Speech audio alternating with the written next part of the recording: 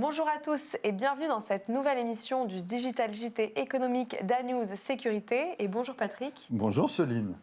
Aujourd'hui, nous débutons cette émission par un contrat emblématique, la sûreté du chantier de la cathédrale de Notre-Dame de Paris. Alors, c'est Risk & Co, une entreprise spécialisée dans la gestion des hauts risques qui vient de signer ce contrat d'une durée de 4 ans. La mission consiste à accompagner les entreprises qui ont la charge de l'exploitation des nouveaux systèmes de sécurité et à apprécier le niveau de protection du site. Ce n'est pas une première pour Risk & Co dans le domaine culturel.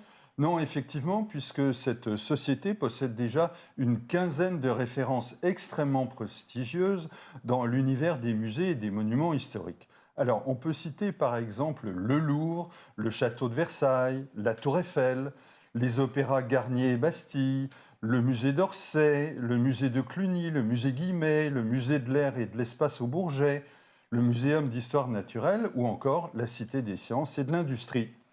Ce sont de vrais spécialistes de ce marché. Nous poursuivons ce JT Éco par une rubrique entreprise extrêmement dense.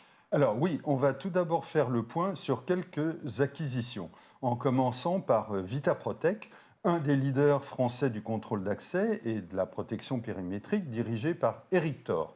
Il a racheté Prism Software qui édite des logiciels d'hypervision. C'est donc complémentaire de leur cœur de métier. Alors tout à fait, Soline. D'autant plus qu'ils ont racheté, voici un an, ESI, qui est un spécialiste des logiciels de télésurveillance.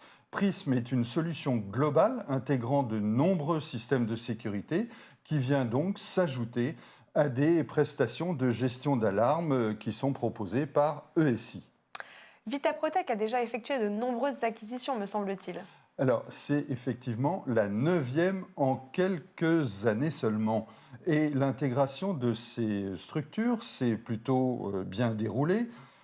Pour preuve, une croissance organique de 6 à 7% en moyenne et pour atteindre un chiffre d'affaires de 65 millions d'euros en 2021.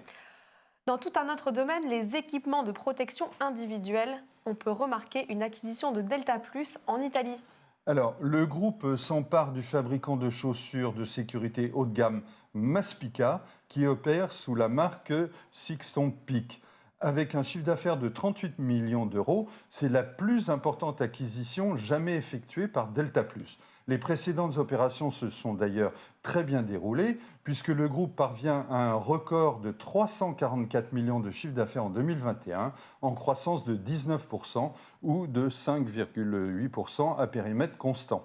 Toutes les opérations ne se passent pas comme prévu. On va donc évoquer une acquisition qui ne s'est pas concrétisée. Alors, effectivement, le projet de rachat de Wissure, un poids moyen du gardiennage, par Delta Drone est tombé à l'eau. Le cours de bourse de ce dernier a en effet été divisé par 10 en un an, ce qui a compromis l'opération. C'était pourtant une approche innovante. Alors, il s'agissait en effet de dronifier la surveillance humaine, c'est-à-dire d'intégrer de la surveillance par drone dans des prestations de gardiennage classiques. Delta Drone avait déjà pris le contrôle de la société de gardiennage ATM Group en 2019 et voulait donc rééditer cette opération pour figurer parmi les leaders de la surveillance humaine high-tech. Dommage que cela ne se soit pas produit. On évoque maintenant des acquisitions en cours. Il y en a deux, dans des domaines très différents d'ailleurs. Oui, alors dans la surveillance humaine, SGP est en négociation exclusive pour acheter Action Tarnès de sécurité, ce qui ferait passer le groupe à près de 50 millions de chiffre d'affaires, avec de fortes ambitions dans l'intervention sur alarme. L'autre opération en cours se situe dans l'intelligence économique. Oui, alors Adit, le leader français dans ce domaine, pourrait être contrôlé par le fonds d'investissement canadien Sagard, afin de financer son développement européen. La valorisation de l'entreprise s'élève désormais à 300 millions d'euros, avec plusieurs acquisitions qui se sont déroulées en France. Il s'engage maintenant dans une étape internationale. Belle transition pour évoquer l'actualité à l'étranger. Alors, il faut mentionner le rachat de Vaxtor, un concepteur espagnol d'analyse vidéo basé sur l'intelligence artificielle, par le fabricant allemand de caméras de vidéosurveillance Mobotix. C'est l'une de ces très rares acquisitions, ce qui souligne bien le caractère stratégique de cette opération. L'IA, l'intelligence artificielle, suscite de nombreux espoirs dans la sécurité électronique. On va regarder les résultats financiers 2021 de quelques grands groupes.